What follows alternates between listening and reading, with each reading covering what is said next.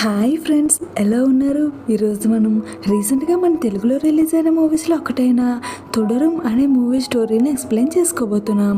అయితే మూవీ స్టోరీలోకి వెళ్ళే ముందు ఒక స్మాల్ రిక్వెస్ట్ ఫ్రెండ్స్, మీలో ఎవరైనా మన ఛానల్ని ఫస్ట్ టైం చూస్తున్నట్లయితే కనుక వెంటనే మన ఛానల్ని సబ్స్క్రైబ్ చేసుకోండి. అలాగే పక్కనే ఉండే గంట సింబల్ని కూడా క్లిక్ చేయండి.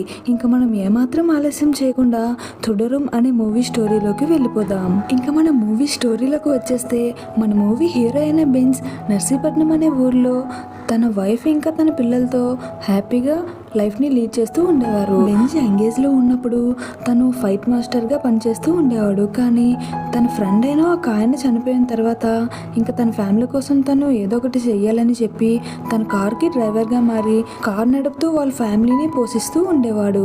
బెంజ్ కొడుకైన పవన్ హాస్టల్లో ఉండేవాడు. తన కూతురు బెంజ్తోనే వాళ్ళ ఇంట్లోనే ఉండేది. అయితే ఒకరోజు బెంజ్ కొడుకైన పవన్ హాస్టల్ నుంచి తిరిగి వస్తుండగా వాళ్ళ ఫ్రెండ్స్ని కూడా వీళ్ళ ఇంటికి తీసుకొని వస్తాడు. అయితే వాళ్ళ ఫ్రెండ్స్ బెంజ్ కార్ని చూసి చాలా హ్యాపీగా ఫీల్ అవుతారు. అయితే ఒకసారి మేము రైడ్కి వెళ్ళొచ్చా అని అడుగుతారు. దాంతో నేను తీసుకువెళ్తానని చెప్పి బెంజ్ ఆ కార్ని తనే నడుపుతూ అలా వాళ్ళందరినీ రైడ్కి తీసుకువెళ్తాడు. తర్వాత పవన్ ఫ్రెండ్స్ అందరినీ ఇంటికి తీసుకువచ్చి వాళ్ళందరికీ ఇంట్లో భోజనం కూడా పెట్టిస్తాడు. అయితే సడన్గా బెంజ్కి తన ఫ్రెండ్ పిలవడంతో అలా బయటికి వెళ్ళి వస్తానని చెప్పి బయటికి వెళ్ళగా ఈలోపు పవన్ ఇంకా తన ఫ్రెండ్స్ నేను కార్ నడుపుతానని చెప్పగా వాళ్ళ ఫ్రెండ్స్కి పవన్ ఓకే చెప్పడంతో వాళ్ళు సడన్గా కార్ని తీస్తారు. అయితే బెంజ్ అనుకోకుండా వాళ్ళ డ్రైవింగ్ని చూస్తాడు. బెంజ్ చూసాడని గాబరతో వాళ్ళు కొంచెం ఫాస్ట్గా డ్రైవ్ చేసి ఒక చెట్టుని గుర్తించేస్తారు. దాంతో కార్ని బెంజ్ రిపేర్కి ఇస్తాడు. అయితే సడన్గా పోలీసులు వచ్చి బెంజ్ కార్ని సీజ్ చేస్తారు. అయితే ఎందుకు అలా చేస్తున్నారని పోలీసులకి బెంజ్ అడిగితే నీ కార్లో డ్రగ్స్ స్మగ్లింగ్ చేస్తున్నారు, అందుకే నీ కార్ని ఇప్పుడు సీజ్ చేసాం. నీ కార్ని ఎవరికైతే రిపేర్కి ఇచ్చావో వెళ్ళి వారినే అడుగు వాళ్ళు ఏం చేశారని చెప్పి బెంజ్ని మళ్ళీ వెనక్కి పంపించగా బెంజ్ మాత్రం నా కార్ని నాకు ఇప్పించండి, దీనికి నాకు ఎలాంటి సంబంధం లేదని చెప్పి ఆ పోలీసుల చుట్టూ తిరుగుతూ ఉండేవాడు. మరొక వైపు పవన్ ఫ్రెండ్స్ కార్ని యాక్సిడెంట్ చేయించడం వలన బెంజ్ పవన్ని ఒక్కసారిగా గట్టిగా ఫ్రెండ్స్ ముందే కొడతాడు. అయితే పవన్కి ఆ అవమానం అసలు నచ్చదు. అందుకే కాలేజ్కి వెళ్ళినా సరే బెంజ్ వాళ్ళ ఇంటి వాళ్ళతో అసలు పవన్ మాట్లాడకుండా ఉండేవాడు. ఇంకా బెంజ్ చేసేదేమీ లేక స్టేషన్లో ఉండే తన కార్ని తీసుకురావడానికి ఆ పోలీసుల చుట్టూ తిరగగా ఎస్ఐ మాత్రం తన మీద ఏదో పర్సనల్ గ్రడ్జ్ ఉన్నట్టు అసలు ఇవ్వనంటే ఇవ్వనని చెప్పి కూర్చున్నాడు. అయితే అతని పై అధికారి దగ్గరికి బెంజ్ వెళ్ళి ఒకసారి మాట్లాడి చూస్తానని అనుకుంటాడు. అంతవరకు బెంజ్ ఇంటికి వెళ్ళినా సరే నిద్ర పట్టేది కాదు, తిండి కూడా తినేవాడు కాదు. ఆ నెక్స్ట్ డే మళ్ళీ బెంజ్ పోలీస్ స్టేషన్కి వెళ్ళి సీఏతో మాట్లాడుతూ నేను చిన్నప్పటి నుంచి నా కార్ని చాలా జాగ్రత్తగా చూసుకున్నా, అట్లీస్ట్ డ్రైవింగ్కి కూడా వేరే వాళ్ళకి ఇచ్చేవాడిని కాదు అని చెప్పాడు. దానికి సీఏ మీరేం చెప్తున్నారో నాకేం అర్థం కావట్లేదని అంటాడు. అయితే దానికి బెంజ్ సీఏతో జరిగిందంతా చెప్తాడు. ఇందులో బెంజ్ తప్పేం లేదని తెలుసుకున్న సీఏ వెంటనే కార్ కేస్ని తీసుకుని అతనికి ఇచ్చేస్తాడు. ఆ ఎస్ఐ అసలు వద్దంటున్నా సరే తన ప్రమేయం లేకుండానే మొత్తం ఈ సీఏ చేసేస్తాడు. దాంతో సీఏ మీద మన బెంజ్కి చాలా మంచి ఒపీనియన్ వచ్చేస్తుంది. అయితే సీఏ బెంజ్ని ఒక రిక్వెస్ట్ చేస్తాడు. అదేంటంటే నర్సీపట్నంలో ఒక మ్యారేజ్ని విజిట్ చేయాల్సి ఉంది, అక్కడికి నన్ను తీసుకువెళ్తావని అని అడగగా వెంటనే ఓకే చెప్పేస్తాడు. అలా మ్యారేజ్ అటెండ్ అయిన తర్వాత సీఏ మరలా బెంజ్ని ఇంకో రిక్వెస్ట్ చేస్తాడు. అదేంటంటే ఇక్కడ దగ్గరలో ఒక కొండ మీద ఫెస్టివల్ జరుగుతుందంట కదా, మమ్మల్ని అక్కడికి తీసుకువెళ్తావనని అడుగుతాడు. బెంజ్కి ఇష్టం లేకపోయినా సరే అతను అలా రిక్వెస్ట్ చేయడంతో ఓకే చెప్పి తీసుకువెళ్తానని అంటాడు. అయితే అవన్నీ కొండ చర్యలు కాబట్టి అక్కడ రోడ్డు సరిగ్గా లేకపోవడం ఇంతకంటే బండి ముందుకు వెళ్దని చెప్పేస్తాడు. కానీ అయినా సరే బెంజ్ని పోలీసులు అక్కడ నుంచి ఫోర్స్ చేసి తీసుకువెళ్దామని అనుకుంటాడు. కానీ బెంజ్కి ఏదో డౌట్ వచ్చి నేను ఇక్కడ నుంచి ముందుకు వెళ్ళలేనని చెప్పేస్తాడు. అయితే సీఏ బెంజ్తో ఒక మాట చెప్తాడు. అదేంటంటే మన కానిస్టేబుల్ ఉన్నాడు కదా, వాళ్ళ చెల్లి వేరే అబ్బాయిని లవ్ చేసింది, కానీ మన కానిస్టేబుల్ వేరే అబ్బాయితో మ్యాచ్ ఫిక్స్ చేశాడు. అయితే ఆ అబ్బాయి దగ్గర అమ్మాయితో కొంచెం సన్నిహితంగా ఉండే ఫొటోస్ ఉన్నాయి, వాటిని చూపించి బ్లాక్మెయిల్ చేసి మ్యారేజ్ని ఆపుతానని చెప్పగా మా పోలీసులు వారి మీద ఛార్జ్ చేసుకుంటున్న సమయంలోనే వాడు చనిపోయాడు.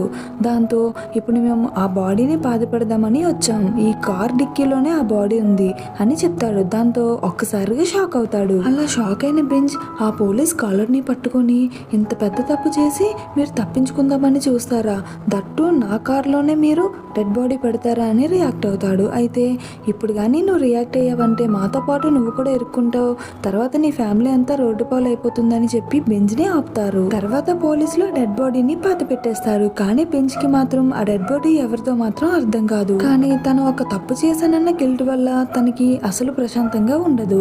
పైగా ఇంటికి వచ్చినా సరే తన కొడుకు ఇంకా మాట్లాడకపోవడంతో తన కొడుక్కి ఎంత కాల్ చేసినా కలవదు. ఇంకా వాళ్ళ ఇంట్లో ఉండే వాళ్ళ వైఫ్ ని అడిగినా సరే తను ఇంకా నాకు ఫోన్ చేయలేదని అంటుంది. దాంతో బెంజ్ వెంటనే వాళ్ళ కాలేజీకి వెళ్ళి చూడగా అక్కడ తను వెళ్ళిపోయి 3 days అవుతుందని చెప్పి ఉంటారు. అయితే తన కొడుకు కనిపించట్లేదని చెప్పి పోలీస్ స్టేషన్ కి వచ్చి కంప్లైంట్ ఇద్దామని చూసిన బెంజ్ ని అసలు పోలీసులు పట్టించుకోరు. పైగా ఇలాంటివన్నీ ఈ రోజుల్లో నార్మల్, ఒక 3 days చూసి మళ్ళీ వచ్చి కంప్లైంట్ ఇవ్వని అంటారు. అయితే అదే స్టేషన్ లో బయటికి వచ్చి బెంజ్ చూడగా తన కొడుకు బైక్ అక్కడ స్టేషన్ లో బయట కనిపిస్తుంది. దాంతో వీళ్ళు చంపిన ఆ డెడ్ బాడీ తన కొడుకుదేమోనని చెప్పి బెంజ్ కి డౌట్ వస్తుంది. వెంటనే ఈ విషయాన్ని తెలుసుకుందాం అనుకున్న బెంజ్ వారు ఎక్కడ పాత పెట్టారో అక్కడికి వెళ్ళి ఆ ప్లేస్ ని అబ్జర్వ్ చేయగా అక్కడ తనకి ఒక పర్స్ దొరుకుతుంది. ఆ పర్స్ మరెవరో కాదు తన కొడుకు అయిన పవన్ది. దాంతో బెంజ్ ఒక్కసారిగా షాక్ అవుతారు. అయితే తన కొడుకుని ఎందుకు చంపారో తెలుసుకోవడం కోసం ఆ కానిస్టేబుల్ ఎవరైతే ఉన్నారో వారిని ఫస్ట్ కిడ్నాప్ చేసి సిఏని బెదిరిస్తాడు. అయితే సిఏ వెంటనే బెంజ్ దగ్గరకు వచ్చి మాట్లాడుతూ, నన్ను బెదిరిస్తే బెదిరిపోతాను అనుకుంటున్నావా? నా కెరీర్లో నేను ఎలాంటి పనులు చేసినా ఏ రోజు బయటికి రాలేదు. నా పవర్ అలాంటిదని చెప్పి నువ్వు నన్ను ఏం చేయలేవని చెప్తాడు. అంతేకాదు అక్కడికి కొంతమంది పోలీసుల్ని తీసుకొని వచ్చి బెంజ్ ని అరెస్ట్ చేసి అక్కడి నుంచి పోలీస్ స్టేషన్ కి తీసుకువెళ్లి అరెస్ట్ చేస్తారు. సిఏ ఒకవైపు బెంజ్ ని చంపడానికి ప్లాన్స్ వేస్తూ మరొక వైపు బెంజ్ వాళ్ళ వైఫ్ ని ఇంకా తన కూతుర్ని పోలీస్ స్టేషన్ కి తీసుకువచ్చి వారిని చాలా దారుణంగా కొట్టిస్తూ బెంజే వాళ్ళ కొడుకుని చంపాడు. ఎందుకంటే వాళ్ళ అబ్బాయి వాళ్ళ చెల్లి మీద రేప్ చేయడానికి ట్రై చేశాడు. అందుకే బెంజ్ ఇదంతా తట్టుకోలేక తన కొడుకుని తానే చంపేసి కొండ చర్యల్లో పాతి పెట్టేశాడని చెప్పి నిజం ఒప్పుకోమని చెప్పి బెంజ్ కూతుర్ని ఇంకా వాళ్ళ అమ్మని ఎంత కొట్టినా సరే వాళ్ళు అసలు అలా ఒప్పుకోరు. మరొక వైపు బెంజ్ ని కూడా కొడుతూ ఈ విధంగా ఒప్పుకోమని చెప్పి అంటారు. అయినా బెంజ్ ఒప్పుకోడు. ఇంకా బెంజ్ వాళ్ళు ఎంతకీ ఈ విషయాన్ని ఒప్పుకోకపోవడంతో చేసేదేమీ లేక బెంజ్ వాళ్ళ వైఫ్ ని కూతుర్ని ఇంటికి పంపించేస్తారు. అయితే అదే రోజు రాత్రి అందరినీ స్టేషన్ నుంచి ఇంటికి పంపించేసి ఓన్లీ సిఏ ఇంకా ఎస్ఐ మాత్రమే ఉండి బెంజ్ ని చంపడానికి రౌడీల్ని దించుతారు. అయితే రౌడీలు బెంజ్ ఉన్న రూమ్ లోకి వెళ్ళి మా సిఏ గారు నీ కొడుకుని ఎందుకు చంపారో తెలుసా? మా సిఏ గారికి ఒక కూతురు ఉంది, తన పేరు మేరీ. తనని నీ కొడుకు లవ్ చేస్తున్నాడని చెప్పి ట్రాప్ చేశాడు. అయితే వాళ్ళిద్దరూ తన్ని ఎదిరించడంతో సిఏకి చాలా కోపం వచ్చి నీ కొడుకుని ఒక రాంగ్ కేసులో బుక్ చేసి స్టేషన్లోకి తీసుకువచ్చి అతన్ని కొట్టి కొట్టి కొట్టి చంపేశాడు. అయితే బెంజ్కి ఈ విషయం తెలిసిన వెంటనే వాళ్ళందరి మీద ఒకేసారి విరుచుకుపడి వాళ్ళందరినీ కొట్టి ఆ స్టేషన్ నుంచి తప్పించుకుని బయటికి వచ్చేస్తాడు. అలా బయటికి వచ్చిన బెంజ్ తన కొడుకుని చంపిన విషయంలో ఎస్ఐ కూడా ఇన్వాల్వ్ అయి ఉన్నాడు కాబట్టి ఎస్ఐని ఫస్ట్ చంపి తన డిక్కీలో పడేసి తీసుకుని వెళ్తాడు. ఈ లోపు సిఏ బెంజ్ వాళ్ళ ఇంటికి వెళ్ళి వాళ్ళ వైఫ్ ఇంకా కూతురుతో చాలా మిస్బిహేవ్ చేస్తూ వాళ్ళని చాలా గట్టిగా ఒకే రూమ్ లో ఉండి కొడుతూ మిమ్మల్ని ఎంత కొడుతున్నా సరే ఆ బెంజ్ ఇక్కడికి రావడానికి చెప్పి గట్టిగా అరుస్తూ ఉండేవాడు. అయితే ఈలోపే బెంజ్ అతనికి కాల్ చేసి నువ్వు నా పిల్లల్ని కొడతావా? అలా అయితే నీకు కూడా కూతురు ఉంది కదా, ఇప్పుడు నేను తన దగ్గర ఉన్నానని చెప్పడంతో వెంటనే సిఏ తన ఇంటికి వెళ్ళి తన కూతుర్ని వెతుకుతూ ఉంటాడు. సిఏ తన ఇంట్లో ఎంత వెతికినా సరే తన కూతురు కనిపించకపోవడంతో వెంటనే బెంజ్ కి కాల్ చేసి ఎక్కడ ఉన్నావని అడగగా ఇంటి బయట ఉన్నానని చెప్పగా వెంటనే బెంజ్ దగ్గరికి వెళ్తాడు. అయితే అప్పుడు బెంజ్ కి సిఏకి పెద్ద ఫైట్ అవుతుంది. అప్పుడు అసలు విషయం ఏం జరిగిందో సిఏ బెంజ్ తో చెప్తాడు. అదేంటంటే ఒక రోజు తన కూతురైన మేరీ కాల్లో మాట్లాడగా వాళ్ళ నాన్న మాటలు వింటాడు. అయితే కాల్లో ఎవరితో మాట్లాడిందని చెప్పి ఆరా తీయగా అది పవన్తోనని తెలుస్తుంది. అయితే ఇలా చేయడం వల్ల తన కూతుర్ని చాలా గట్టిగా కొట్టి ఇది వాళ్ళ పరువుకి సంబంధించిన ఇష్యూ అని చెప్పి ఎన్నో సంవత్సరాలుగా నేను నా పరువుని కాపాడుకుంటున్నా, దాన్ని తీసే అధికారం నీకు ఎవరిచ్చారని చెప్పి వెంటనే పవన్ని అరెస్ట్ చేసి తన్ని గట్టిగా కొట్టి చంపేస్తాడు. ఈ విషయం తెలియగానే బెంజ్ వెంటనే అతన్ని కూడా తన కొడుకుని ఎలా అయితే కవర్తో కట్టి చంపేస్తాడో అలాగే ఇతన్ని కూడా చంపేస్తాడు. అయితే సిఏని చంపడం తన కూతురు కూడా చూస్తుంది, కానీ వచ్చి ఆపదు. ఎందుకంటే వాళ్ళ నాన్న ఎంత మూర్ఖుడో ఎంత క్రూరంగా బిహేవ్ చేసేవాడో తనకు బాగా తెలుసు కాబట్టి. అంతేకాదు బెంజ్ కొడుకుగా చెప్పుకుంటున్న పవన్ బెంజ్ అసలైన కొడుకు కాదు. అప్పుడు ఫైటింగ్ జరుగుతున్న సమయంలో తన ఫ్రెండ్ చనిపోయాడని చెప్పుకున్నాం కదా, తన కొడుకే. అయితే పవన్ జరిగిన విషయమంతా మేరీతో చెప్తాడు. తన తండ్రి బెంజ్ కాదని, వాళ్ళ నాన్న తను చిన్నప్పుడే చనిపోయాడని, అప్పటి నుంచి బెంజ్ తన్ని వాళ్ళ ఇంటికి తీసుకువెళ్ళి తన సొంత కొడుకులా చూసుకుని పెంచాడని చెప్తాడు.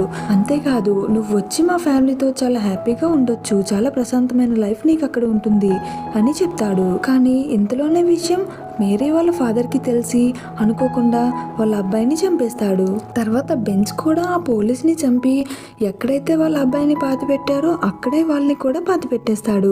అలాగే వాళ్ళ అబ్బాయిని కూడా ఇంటికి తీసుకొని వచ్చి అతని దహన సంస్కారాలన్నీ కంప్లీట్ చేస్తాడు. అవన్నీ కంప్లీట్ అయిపోయాక అతను వెళ్ళి పోలీసులకి వాళ్ళందరినీ చంపింది తనేనని చెప్పి లొంగిపోతాడు. ఇంకా ఇక్కడతో ఈ మూవీ స్టోరీ ఎండ్ అవుతుంది. ఫ్రెండ్స్, మీకు నా ఎక్స్ప్లెనేషన్ నచ్చినట్లయితే ఈ వీడియోకి ఒక లైక్ కొట్టి మన ఛానల్ సబ్స్క్రైబ్ చేసుకోండి. అలాగే మీకు ఇంకెలాంటి మూవీ స్టోరీస్ అన్న ఎక్స్ప్లెనేషన్ కావాలి అంటే ఈ కింద కామెంట్ బాక్స్లో పోస్ట్ చేయండి.